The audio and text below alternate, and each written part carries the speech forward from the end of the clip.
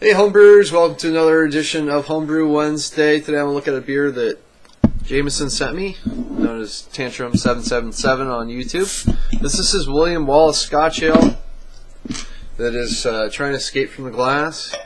He told me, hey, if I didn't get a carbonated bottle, that move on to another one, but looks like this first beer was jumping out of the glass. Apparently he said something like he didn't mix up his priming sugar too much, so some beers are flat, some beers are carbonated. Yeah, that's definitely carbonated, dude. Do a quick little review on this one. I noticed my mic volume was really low on a lot of my collab videos anytime I use this setup with my webcam, so finally went to the settings and boosted the volume, so hopefully it's a little more reasonable in these videos and they won't be so low in volume, and hopefully that will kind of balance out in some of those collaboration reviews that I do as well. So let's get the nose on this thing. Smells really caramel heavy. A lot of like toffee, big toffee notes. The background followed by that smoky peaty character, definitely there. Some oak coming through. You know, slight wood character, you know, tannin wood mixed within some vanilla. Yeah, definitely sweet on the nose. He says this beer is like 15%, something like that. Something crazy. It's a Jamison beer though, so it's not too crazy with him. Just, you know, a little high on the carbonation, but try to swirl that out. Yeah, let's just form the very nice head on this beer, that's for sure, especially for the alcohol content. Very nice clear beer as well, just like a ruby red when you hold it up to the light. So far so good. So let's give this thing a taste. Cheers.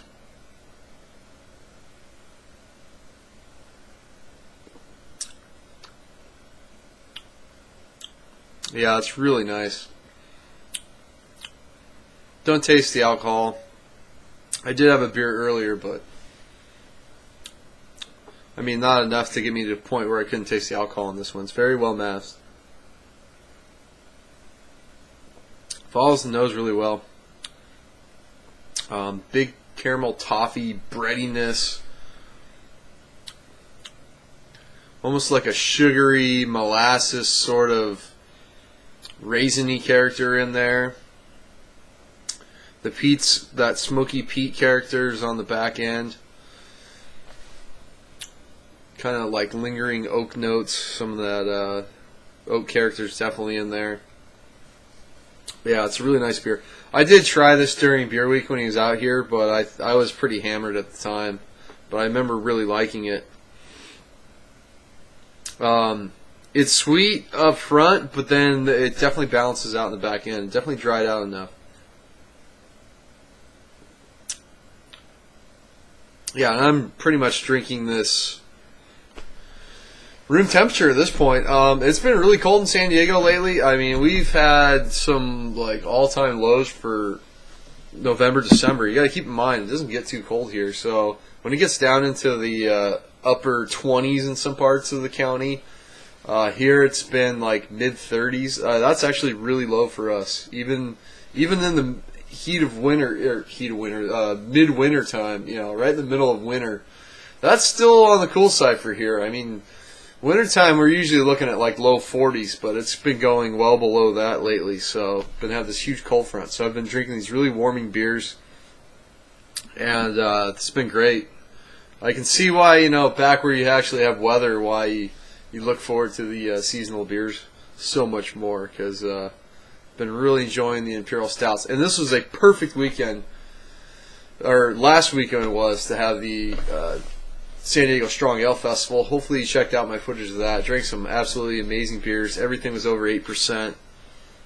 They're all, you know, 8%'s Jamison sessionable beer, so you could session those and then move up to, you know, the Dogfish Head 120-minute IPA if you want to go into sort of Jamison territory here with, you know, there wasn't a 15% Scotch ale. The closest I had was the is it 16% Avery Rumpkin, their rum barrel aged pumpkin beer. So this is really nice.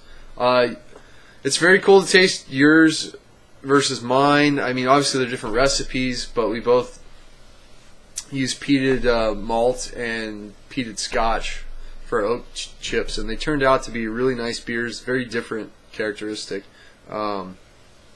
You're right though. Yeah, your peat and your oak notes are definitely faded more so than mine have. But you might have brewed yours a little earlier, or bottled a little earlier than I did.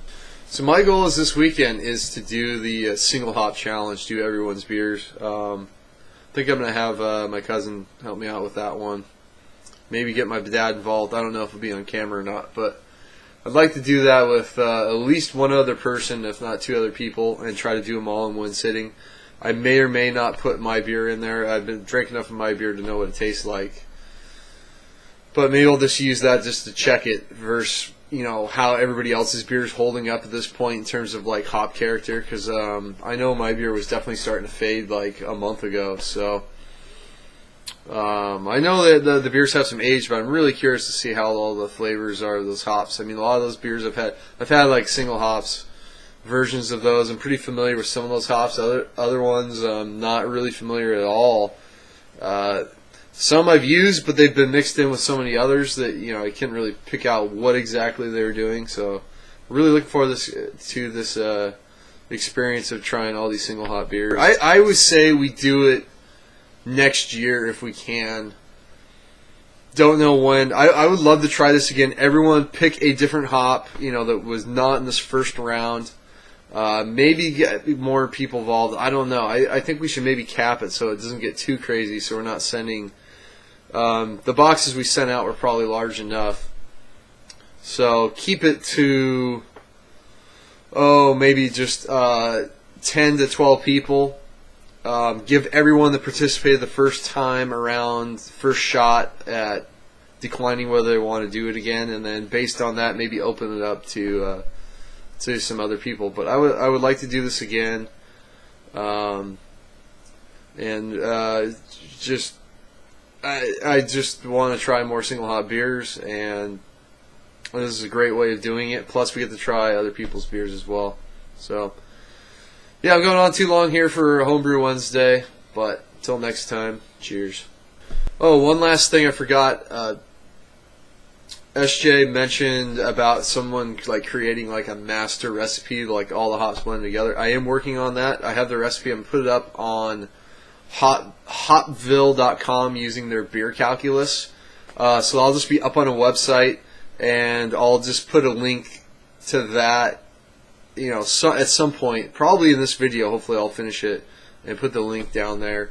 If not, I'll have another video referencing it. But I am working on like all 10 hop varieties all together in one recipe. So you'll have to let me know what you think of that. So that's it. Cheers.